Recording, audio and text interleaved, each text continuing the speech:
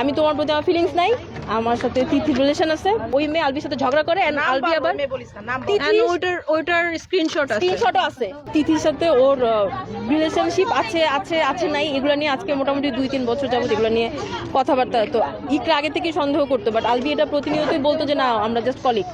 But recently Albi এটা স্বীকার করছে ইকরার কাছে যে আমি তোমার প্রতি আমার ফিলিংস নাই, আমার সাথে তিথির রিলেশন আছে অ্যান্ড আমি তোমার সাথে আছি শুধুমাত্র রিজিকের জন্য। ওদের বাচ্চার নাম রিজিক। তিথির সাথে সবই ইকরা শুনছে অ্যান্ড ইকরা এগুলা নিয়ে কথাবার্তা। ইকরা এগুলা আমাদেরকে ফোন দিচ্ছে, আমাদের একটা গ্রুপ আছে যেখানে আমরা প্রতিনিয়ত কথা বলি, কানেক্টেড থাকি। ইকরা কান্নাকাটি করছে, আমরা ওরা বুঝাইছি। ইকরা রিসেন্টলি হচ্ছে আলবি শুটিংয়ে নেপালে গেছে, তিথিও গেছে, তিথিকে নিয়ে গেছে। আমরা স্পেসিফিক জানি না আজকে সকালে কি হয়েছে। গতকালকে আগের দিন ইকরা ফোন দিয়ে বলতেছে যে আমি ভিডিও কল করছিলাম, রিজিকের শরীরটা খারাপ, রিজিক ওর পাপার সাথে কথা বলতে চায়, ও ফোনটা পিক করতেছে না।